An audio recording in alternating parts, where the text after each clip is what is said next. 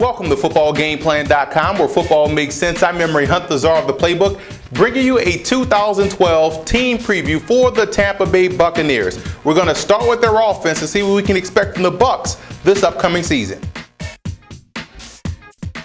I'm not one of those guys that's going to read into much into the year that Josh Freeman had last season. I think it was a situation of him trying to press, him trying to make things happen.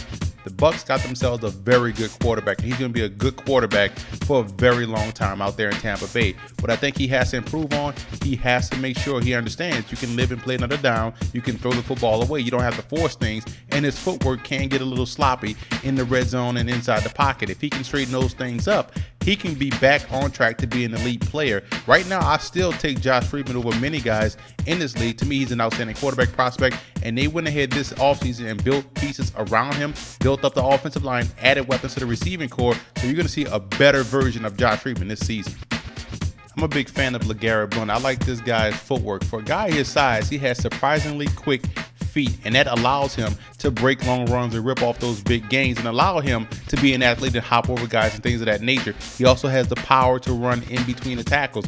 He wore down last year because of the fact they didn't have a number 2 guy to come in and help spare him.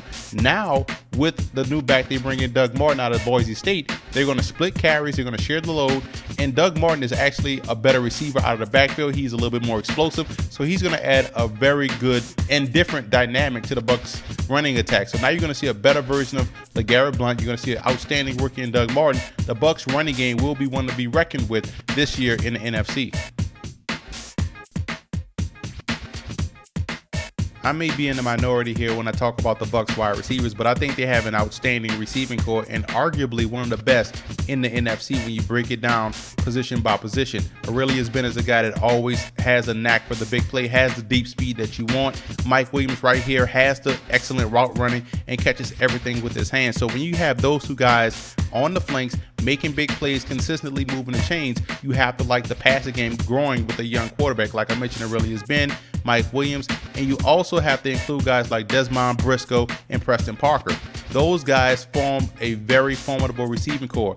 Now you add a big playmaker in Vincent Jackson coming over from the San Diego Chargers, 6'5", 240 pounds. What he's going to add to this Bucs passing game is height and the ability to provide instant mismatch problems for opposing defenses. Now teams are going to have to decide, where do we roll coverage to? Do we roll coverage to Vincent Jackson? That's just going to open up one-on-one opportunities for Mike Williams and Aurelius Ben. Do we try to take away the deep speed of Ben, or do we try to stop Mike Williams? It's all kind of problems right now for opposing defenses to try to figure out how to stop the Bucs passing game.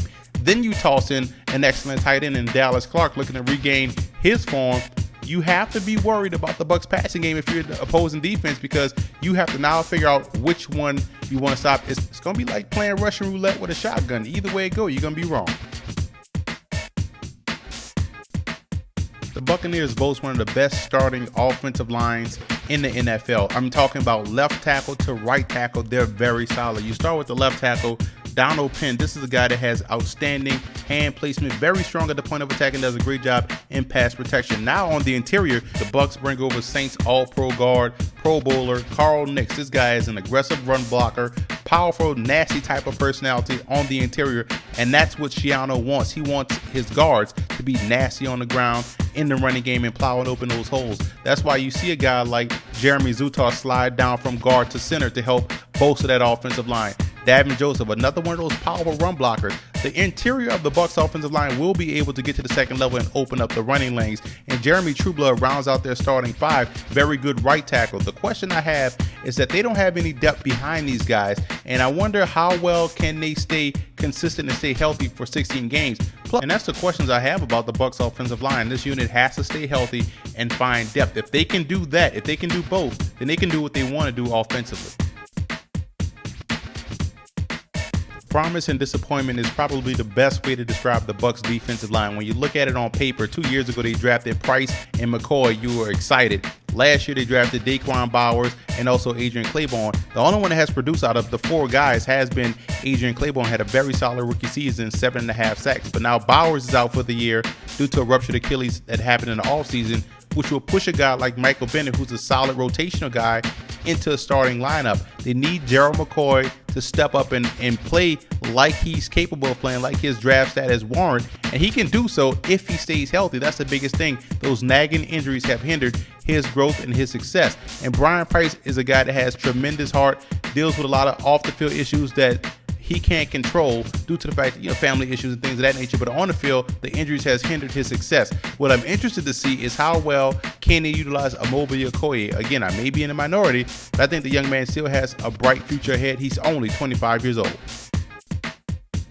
The Bucs have a lot of speed and athleticism at the linebacking position. You look at last year's draft pick, Mason Foster started as a middle linebacker. He did a great job calling all the signals, led the team in tackles, and now he moves to the outside where I think he's probably better suited and should have a lot of success. They draft Levante David, a guy I was highly excited about out of Nebraska. Seek and Destroy will be his nickname from me. This guy finds the football, makes tackles despite his size, and is just a great football player. He's going to probably handle the middle spot. And then you have Quincy Black on the outside. So now the Bucs have a very solid core of linebackers. These guys will make a lot of plays all over the field. And I like the depth that they have. I like guys like Rennie Curran that they bring over from the Tennessee Titans. I think he's going to have a phenomenal year. And I also look at Dakota Watson, another guy that should play exceptionally well. Did some great things last year for this Bucs defense. Again, I may be in a minority when I'm talking about the Bucs secondary. I actually like what they bring to the table in the secondary. Ignore the bad numbers. These guys weren't helped out by a defensive line that couldn't get to the quarterback. They were 32nd in sacks, but the secondary has size. They have talent. Led by Aqib Talib. He's going to be out there, 6'1", 205, does a great job of manning up on wide receivers and has great football sense. I like the way he plays the game. Rondé Barber returns for his 16th tour of duty for the Tampa Bay Buccaneers. And they bring over a young guy in Eric Wright, a guy that played with Detroit, played with Cleveland, so he should help out in nickel packages. I like what he brings to the table. They draft Mark Barron out of Alabama. And what Mark Barron is going to do, he's going to be more of an in-the-box type of safety. Not saying he reminds me of Roman Harper. He's a little bit better than Roman Harper. He has better coverage skills, so they're going to utilize him all over the defense. And even if the Bucs want to get creative in their secondary, they have some depth guys. E.J. Biggers is a guy they can use at corner. Larry Asante as safety. Ahmad Black as safety. So the Bucs secondary really depends on the defensive line. If the defensive line gets pressure, you will see the true talent that the secondary really has. Greg Schiano is a no-nonsense type of guy, and you see the evidence of that in the offseason by getting guys out of there that don't want to be a part of what they're building. And you have to be optimistic if you're a Bucs fan from this type of guy's coaching style and his approach to the game. The cause for concern for me for the Tampa Bay Buccaneers has to be the newness of everything. New coaching staff, new way of doing things, breaking out of old habits, new offensive system, new defensive system. All that has to play a role into how a team is going to have success this season. It has to be a concern if you're a Bucs fan, the newness, again, of everything. How will they react? How will they adjust? And that's something you have to be concerned about moving into 2012. I have the Bucs finishing fourth in the NFC South. They're in an unfortunate position because the rest of the division has gotten a lot better. The Bucs have a good football team, don't get me wrong. They just in a division where everyone else is just a little bit better. They have the continuity. No one in the division is replacing their entire coaching staff. So that's something that troubles me about the Bucs this season. But don't get me wrong, the Bucs will be in every ball game, and they will pull off a couple of victories or two. So it wouldn't surprise me to see the Bucs with 7 wins, 8 wins moving into 2013 as a team you want to keep an eye on. But right now, I have to pick them fourth in the division.